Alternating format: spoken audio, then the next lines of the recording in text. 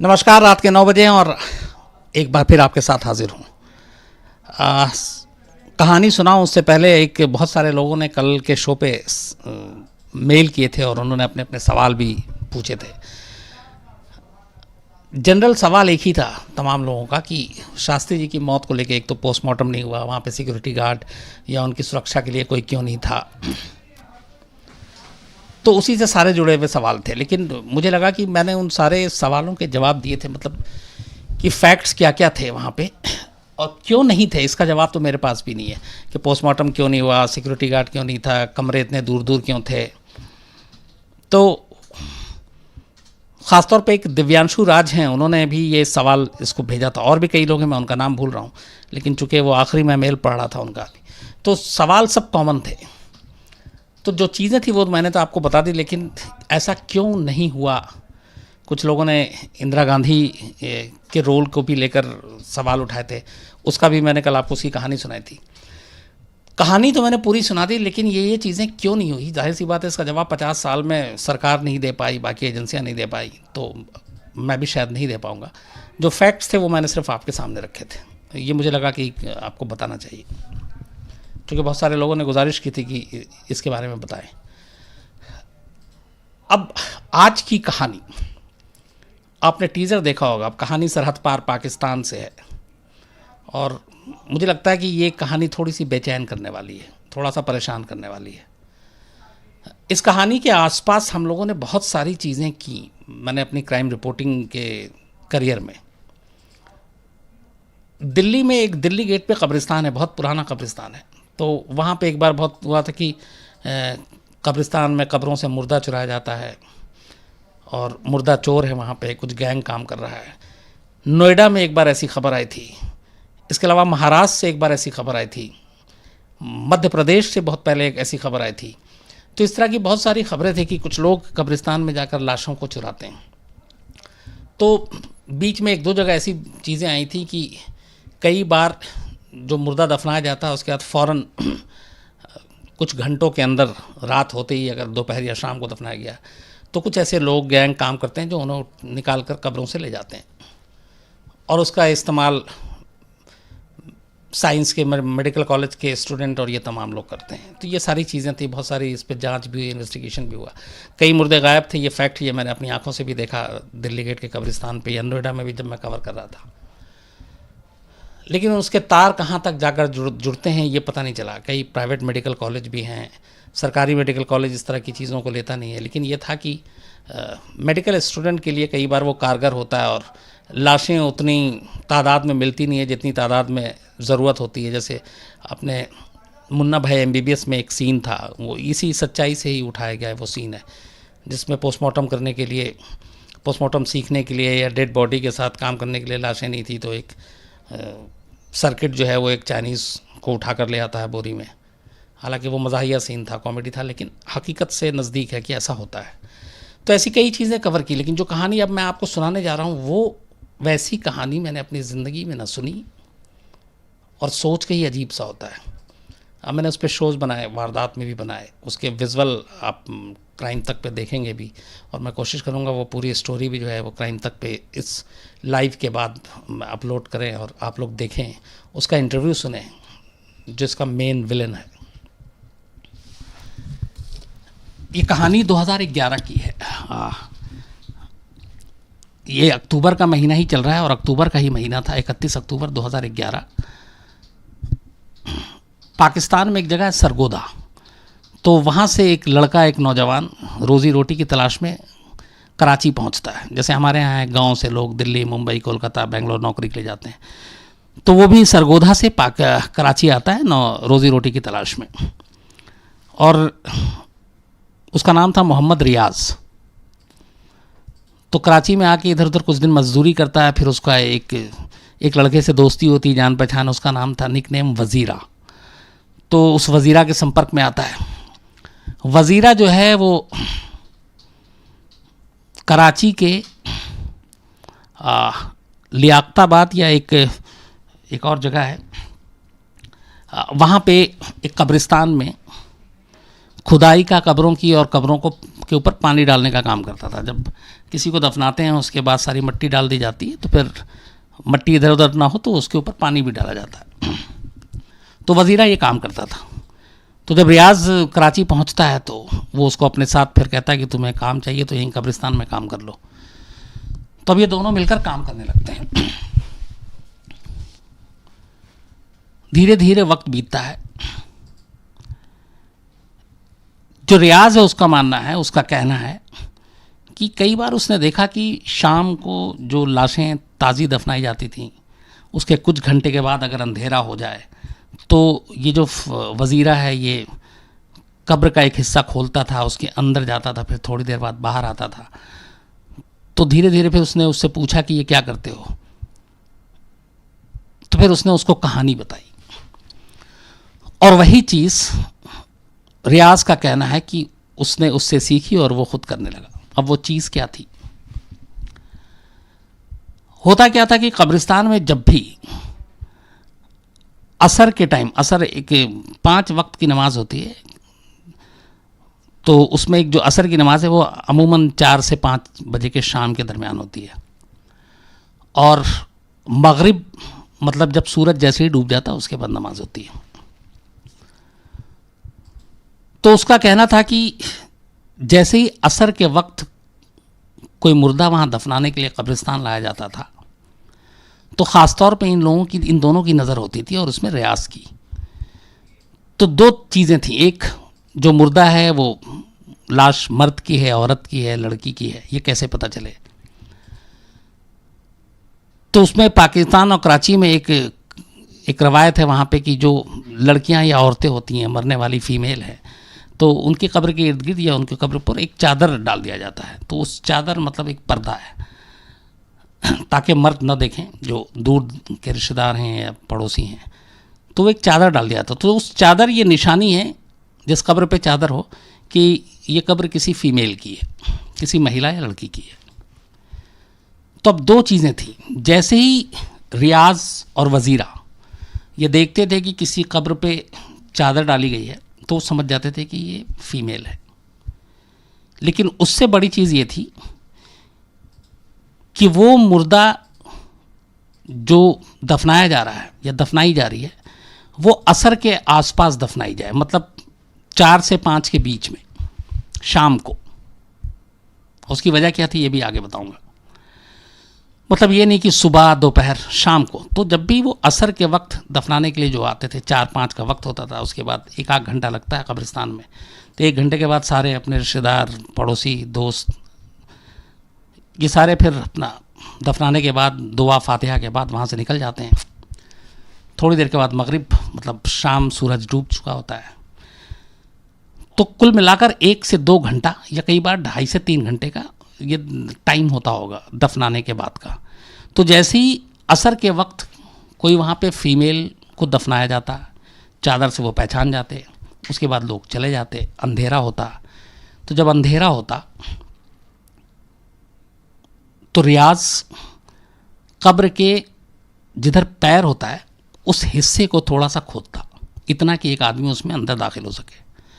और उसके बाद उसमें से स्लैब जो होता है, जनरली दफनाने के लिए बहुत जगह पे लकड़ियों का पट्टा इस्तेमाल करते हैं ऊपर की तरफ। मुर्दा को नीचे लेटाने के बाद ऊपर लकड़ी या फिर पत्थर के स्लैब होते हैं, फिर उसके ऊपर मिट्टी डाली जाती है ताकि मिट्टी मुर्दे के ऊपर ना गिरे।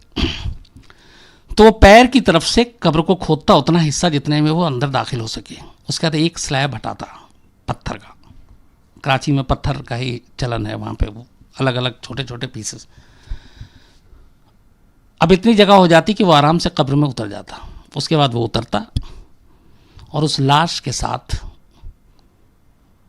मतलब इसको रेप भी कहेंगे, ज़बरदस्ती कहेंगे, क्या मतलब कोई समझ में नहीं आ रहा कि एक्चुअली वो शब्द क्या होगा, क्योंकि मुर्दे के साथ रेप करना, ज़बरदस्ती आप कर नहीं सकते क्योंकि वो ऑलरेडी मुर्दा है, उसके अंदर जान नहीं है, विरोध भी नहीं कर सकता।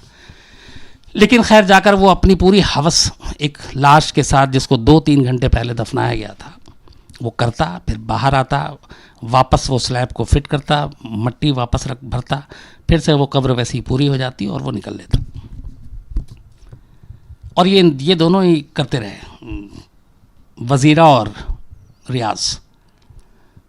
फिर करीब कुछ समय के बाद, कुछ वक्त के बाद वजीरा की मौत हो जाती, क्योंकि वो ड्रग्स भी लेता था और वो सारी जो रिपोर्ट आई। अब ये अकेला बचता है रियाज, और इसका सिलसिला जारी था उसके मरने के बाद भी। एक बार जिसने आखिरी बार जब की कहानी अब बता रहा हूँ इसको, क्योंकि वहीं से कहानी खुलती है। 2011 अक्टूबर का महीना था, 31 अक्टूबर की शायद बात है ये। शाम को असर के वक्त एक लड़की की लाश आती है वहाँ पे, जिसकी मौत हुई थी। उसको दफनाया जाता है। दफनाने के बाद लोग चले जाते हैं। हमेशा की तरह जाने के बाद वो करीब अंधेरा होने का इंतज़ार करता है, और जैसे ही अंधेरा होता है फिर वो पैर की तरफ से कब्र को खोदता है, उतना हिस्सा मिट्टी हटाता है, एक पत्थर का जो स्लैब था वो उसको बाहर निकालता है। इतनी जगह हो गई कि वो अंदर जा सकता है। अंदर जाता है और अंदर जाकर वो लाश के साथ ज़बरदस्ती करना या रेप करना शुरू कर देता है, अपनी हवस मिटाना। इसी दौरान, अब चूंकि अंधेरा है कब्र के अंदर, कब्रिस्तान में भी अंधेरा होता है जनरली, लेकिन कब्र में और भी अंधेरा होता है, उसकी नज़र दो चीज़ों पे पड़ती है। एक तो जो जनरली जो जिन्हें दफनाया जाता है वो कफन में उन चेहरा वेहरा सब ढका होता है। उस लड़की का चेहरे का हिस्सा थोड़ा सा खुला हुआ था, तो उसका चेहरा दिख रहा था। कई बार ऐसा होता है कब्र में उतारने और इस दौरान में कुछ चीज़ें, कुछ गांठ खुल गई तो वो चेहरा उसका जो है, या कई लोग कफन को बहुत टाइट भी नहीं बांधते हैं कि तकलीफ़ ना हो मुर्दे को। ये मोहब्बत और वो होती है सारी चीज़ें, लेकिन खैर मुर्दे को कोई एहसास नहीं होता। तो वो चेहरा खुला हुआ था, उसकी दांत जो है इसको दिखाई देती है, दांत चमक रहा था। अचानक उसी बीच में दांत के बाद इसकी नज़र उसकी आंखों पे पड़ती है।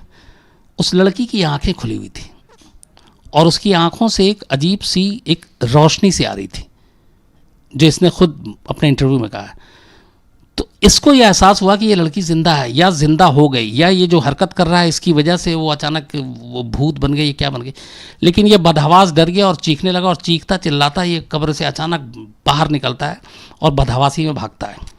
अब कब्रिस्तान में बहुत सारे लोग और भी मुलाजिम होते हैं, मैनेजमेंट देखते हैं सारी, तो ये भागता है बदहवास, इसके कपड़े पे मिट्टी विट्टी सब कुछ है। तो वो लोग इसको बदहवासी में भागते हुए देखते हैं, पूछते हैं, ये कुछ बता नहीं पाता। तब तक कुछ लोगों को वो भी होता है कि क्या हुआ। तो कुछ लोग कब्रिस्तान की तरफ जाते हैं, तो उन्हें अचानक एक जगह एक पत्थर हटा हुआ और कब्र खुली हुई दिखाई देती कि वहाँ से मिट्टी भी है, पत्थर भी बाहर निकला है। तो उन्हें कुछ शक होता है। पता किया जाता है कि ये क्या था, तो पता चला कि एक लड़की की मौत हुई थी, उसी को अभी 2 घंटे पहले या 3 घंटे पहले दफनाया गया है, और वही कब्र खुली हुई थी।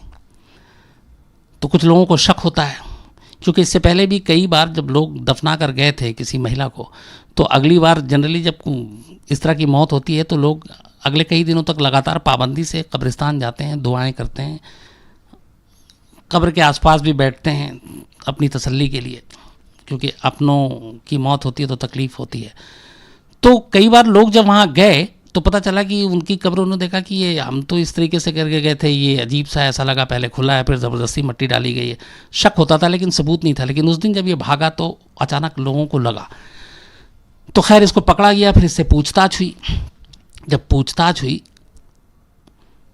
तब इसने फिर कहानी सुनाई।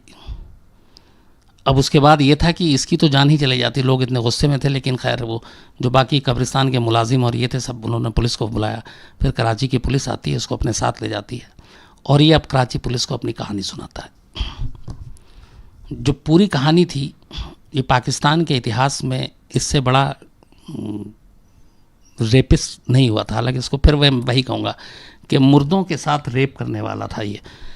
इसने जो गिनती बताई वो 48 थी। इसने कहा कि चूँकि ये कराची पाकिस्तान में है, तो उसने कहा कि इसने कुल 48 ख्वातीन के साथ कब्र में उतरकर उनके साथ रेप किया। और इसका ये कहना था कि उसे कभी इस बात का एहसास नहीं हुआ, बस उसे वजीरा ने शुरू में बताया था ये तरीका। तो हमेशा ये करता था कि जब भी कोई लाश 2-3 घंटे पहले दफनाई जाती थी, वो अगर किसी महिला की, किसी ख्वातीन की है, और शाम के वक्त, तो शाम के वक्त इसलिए कि अगर सुबह से दफनाई गई तो कई बार ये होता है कि अगर गर्मी है, कब्र के अंदर है, तो वो फिर लाशें थोड़ी सी अलग हो जाती हैं, और ताज़ी लाशें जो होती हैं उसमें कुछ इसको बुरा नहीं लगता है। वो सोच थी उसकी कुछ वैसी। तो ये टोटल 48 लाशों के साथ, 48 मुर्दों के साथ रेप करने की बात कबूल करता है। और फिर पाकिस्तानी मीडिया में बाकायदा इसका इंटरव्यू आता है और फिर कोहराम मच जाता है। हर एक आदमी फ़ौरन, पूरा पाकिस्तान इसको मतलब फ़ौरन से फ़ौरन मौत की सज़ा देने की बात करता है। लेकिन फिर कानून भी था। तो 48, जैसे अपने यहाँ निठारी मामले में कि 17-18 बच्चों की मौत हुई थी और उसमें अलग अलग मुकदमा चल रहा है, जिसमें अब तक 12 में फांसी की सज़ा हो चुकी है कोहली को। सेम पाकिस्तान में इसके साथ अब तक करीब 48 में से 8-10 मामलों में इसको फांसी की सज़ा सुनाई जा चुकी है और अभी भी ये जेल में है, फांसी हुई नहीं है। लेकिन ये है कि इसको कभी भी फांसी हो सकती है। तो जब इससे पूरी बातचीत हुई, फिर उसका ये भी हुआ कि ये जहनी तौर पे फिट नहीं है, होश में नहीं है, लेकिन उसको सारी चीज़ें याद थी। लेकिन यह कि कहीं ना कहीं वो दिमागी रूप से थोड़ा सा था, लेकिन इसका फ़ायदा ना हो कोर्ट में, इसलिए दूसरी तरफ से भी बात की गई। और इसको जो वैसे साइंटिफिक टर्म, जो मेडिकल टर्म एक ये भी आया था कि नेक्रोफीलिया इसको कहते हैं, जो मुर्दों के साथ और इस तरह की चीज़ें अपनी आपस मिटाते हैं। तो ये थी वो कहानी जो कराची की थी, और कैसे एक शख्स मुर्दा लड़कियों के साथ कब्र में उतरकर और उनका रेप करता था, उनके साथ ज़बरदस्ती करता था।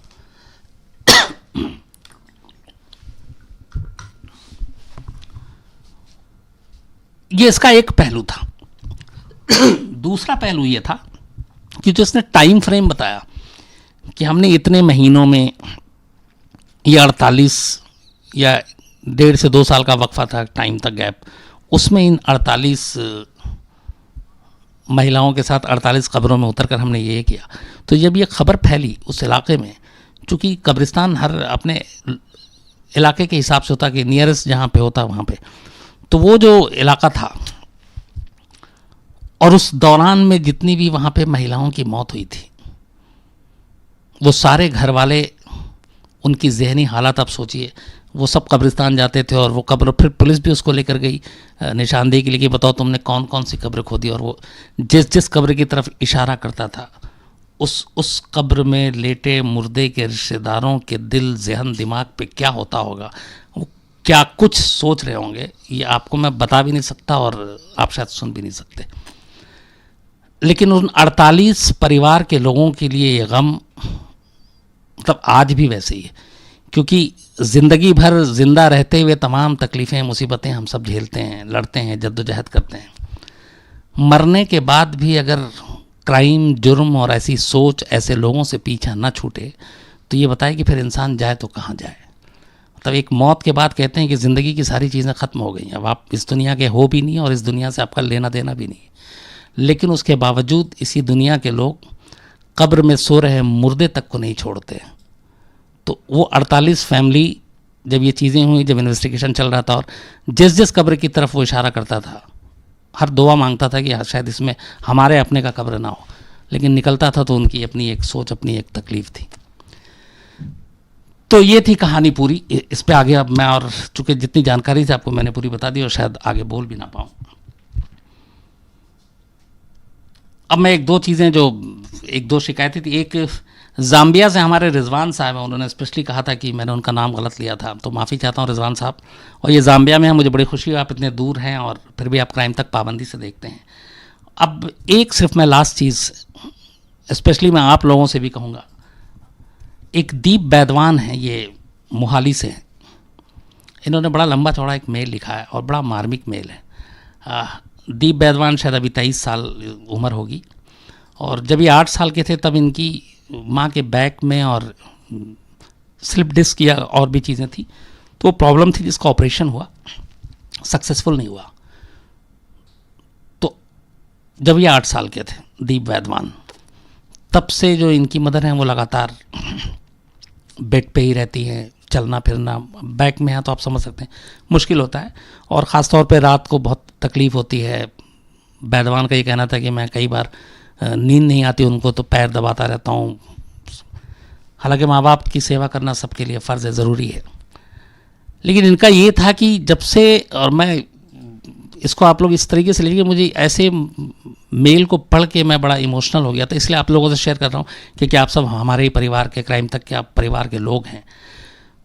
तो दीप बैदवान ने मेल में लिखा कि जब से क्राइम तक में एक दिन उन्होंने ऐसी अपनी माँ को निठारी की कहानी सुनाई, और उसके बाद से फिर वो कहानी सुनने की आदी हो गई, और इस कहानी में वो इतना फिर सुनने लगती हैं कि वो उनको दर्द जो है वो नहीं होता और गायब हो जाता है। ये उन्होंने लिखा है, दीप बैदवान ने। तो और उन्होंने बड़ा थैंक्स लिखा इसके लिए पूरी क्राइम तक की टीम को। तो मैंने इसलिए शेयर किया कि अगर इस वजह से अगर थोड़ी सी भी तकलीफ़ किसी की कम होती है तो हम लोग के लिए शायद ज़्यादा इससे बड़ी कामयाबी की चीज़ और कोई नहीं है, और खुशी की चीज़ नहीं है। क्योंकि हम अगर किसी को खुशी नहीं दे सकते, कम से कम दुख न दें।